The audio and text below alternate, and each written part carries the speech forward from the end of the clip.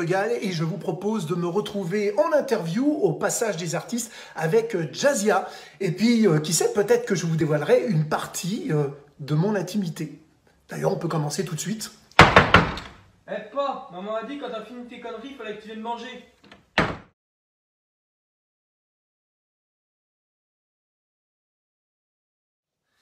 Alors oui, la carrière de comédien et d'acteur, elle ne fait que débuter. J'en suis vraiment qu'au tout début, puisque ça fait à peine un an qu'on a commencé à faire des books, à faire des essais caméra pour pouvoir montrer des essais aux directeurs de casting, et puis essayer de passer des castings pour le cinéma. Et donc pour le côté cinéma, publicité, je suis déjà dans une agence qui s'appelle Digital Artist, qui m'a référencé. Et puis, maintenant, ça ne fait que démarrer, donc j'espère. Donc, si vous êtes réalisateur, si vous avez des projets de court-métrage, de long-métrage, pourquoi pas, moi, je viens, je fais les castings comme tout le monde, il n'y a pas de problème, et je veux bien faire un essai. Mais c'est vrai que c'est pas facile, parce que quand on est humoriste, en général, et qu'on s'adresse à des directeurs de casting, eh bien, très souvent, on vous met dans une case en français, on te met toujours dans une case.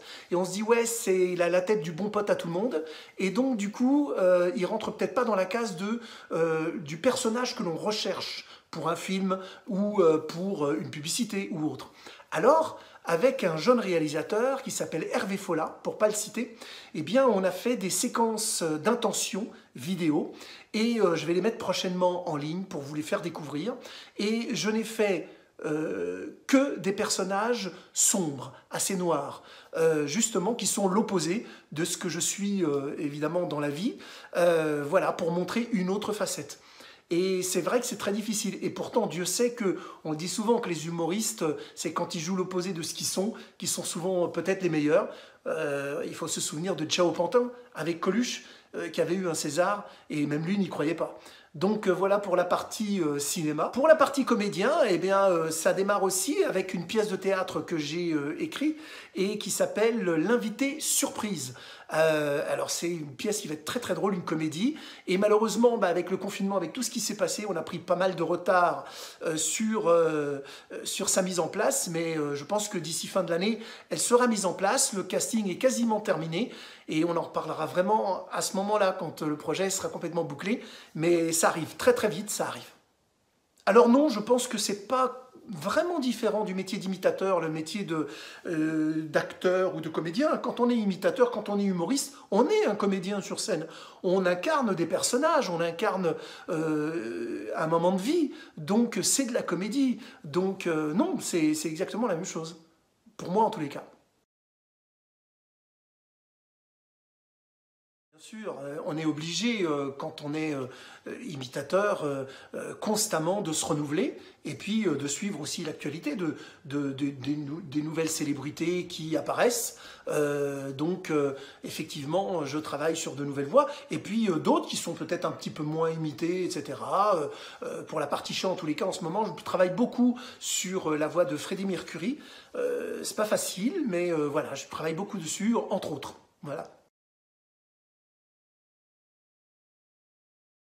Plus belle rencontre professionnelle, il y a plein de rencontres professionnelles qui sont belles, j'allais dire, il y a plein de gens formidables dans ce métier aussi, il n'y a pas de décon, Dieu merci, mais allez, il y en a au moins deux qui sont très importantes pour moi dans des rencontres de ce métier. Évidemment, c'est la rencontre avec Olivier Lejeune. Elle en fait partie parce que il m'a tendu la main tout de suite quand je lui ai demandé un coup de main sur l'ancien spectacle et où je lui ai demandé vraiment de coécrire avec moi. Et il m'a aidé, il a fait la mise en scène, il s'est beaucoup investi et il l'a fait avec beaucoup de gentillesse, beaucoup de bienveillance. Donc voilà, et comme je suis quelqu'un qui n'oublie pas d'où il vient, je n'oublie pas ce genre de choses. Donc encore un grand merci à mon Olivier que j'aime beaucoup. La deuxième personne très importante pour moi dans mes rencontres, eh bien c'est Claude Fournier. Claude Fournier, un producteur qu'on ne présente plus, pendant de longues années à TF1, producteur exécutif, qui a produit et lancé beaucoup d'humoristes qui sont à l'affiche aujourd'hui depuis pas mal d'années. Et voilà, pour moi, c'est un honneur C'est un plaisir de travailler avec un homme comme Claude Fournier.